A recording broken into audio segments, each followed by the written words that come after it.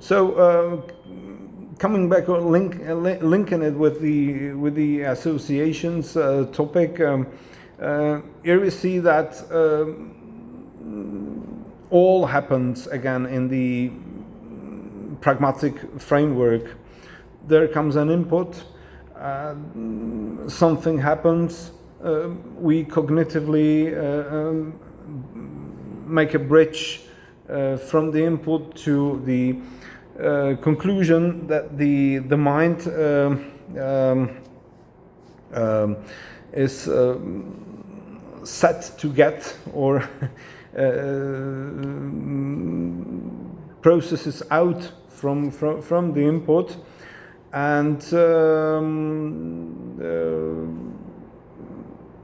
namely in terms of metaphors and figurative meanings, the associations, which is part of the lead the recipient to getting or sussing out the desired initial meaning only through a longer way around, aesthetically or artistically, or a little bit artistically or stylistically, longer way around that in the end boosts the recipient's experience. Even more, the other topic now, the indirect or imprecise, incorrect likenings or references, which is where associations, in my opinion, play an even more important role, or can be more, their role can be more appreciated, identified and appreciated there. A classic example that has become already a norm. People say, "Oh, as ugly as Frankenstein, for example. We need a monster. I mean, you're gonna dress as what for Halloween? I'm gonna dress as Frankenstein," and so on and so on. So obviously, Frankenstein, who read Mary Shelley's book, knows that Frankenstein was actually the inventor, whose face was maybe sometime somewhere painted there by some author, but who largely remains unknown as for his visage or as his appearance. But that's what's called Frankenstein was actually the artificially created being, or the monster. What happens is that people in this cultural shortcut or imprecision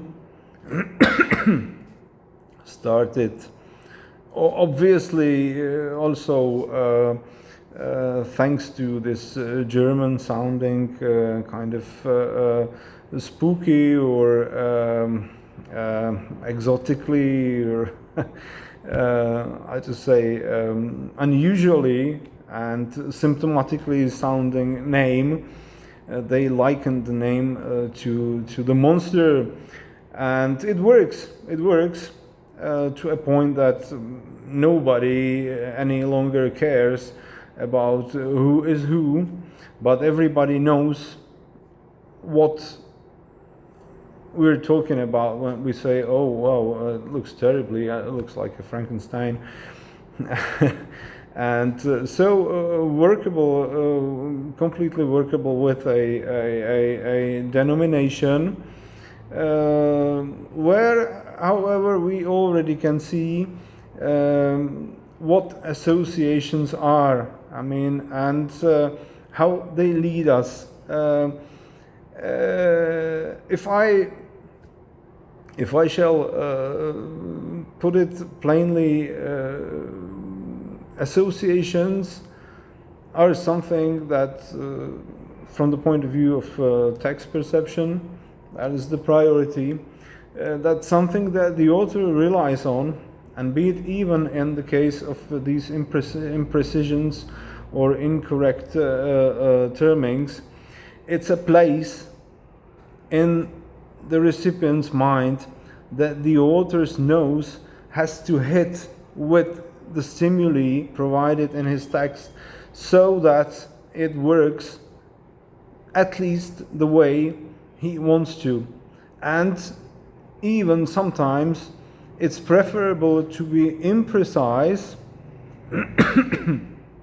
to provide an even stronger impression or impact on the recipient. So sometimes it's not desirable to be totally precise or exact, because then perhaps the recipient wouldn't spend again too much time or so much time with finding out what the author exactly meant, and let alone the fact that sometimes when the recipient finds out himself, it gives him some feeling of a pride that he is in fact happy or thankful or grateful to the text, to the author.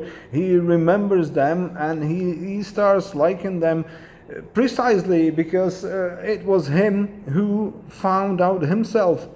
And in many cases the reader doesn't know that it all is just a sophisticated trap the author has prepared for himself, and he has fallen in it.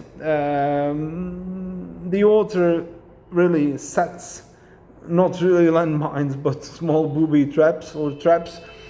That's why it's called strategic plan. The author is the mastermind behind this whole track he lays out for the recipient, and it's up to the recipient how successfully knowingly or resignedly he's gonna walk through this path, giving himself sometimes at the author's mercy.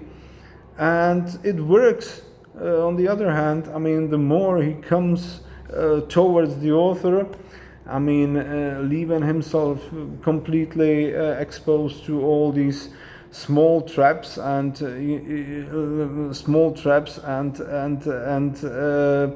tricks and their series that the author has prepared for the recipient, the better and stronger the